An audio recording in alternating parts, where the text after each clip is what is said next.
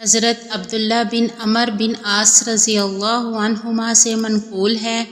وہ کہتے ہیں کہ رسول اللہ صلی اللہ علیہ وآلہ وسلم سے میں جو کچھ سنتا وہ سب لکھ لیا کرتا تھا تاکہ اسے حفظ کر لوں۔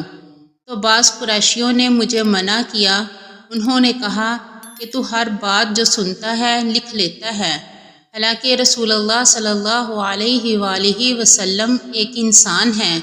غصے اور خوشی دونوں حالتوں میں گفتگو کرتے ہیں۔ تو میں نے لکھنا موقوف کر دیا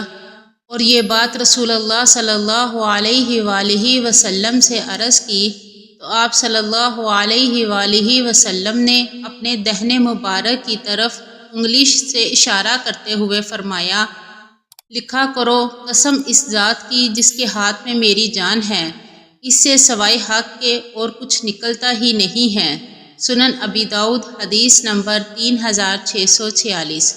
حضرت سہل بن سعد رضی اللہ عنہ نے بیان کیا کہ نبی صلی اللہ علیہ وآلہ وسلم نے فرمایا، قسم اللہ کی، اللہ عز و جل تیری رہنمائی سے کسی ایک شخص کو بھی راہ حق دکھا دے تو یہ تیرے لیے سرخ اونٹوں سے افضل ہے۔ سنن ابی داؤد حدیث نمبر 3661۔ حضرت ابو ہریرہ رضی اللہ عنہ کا بیان ہے،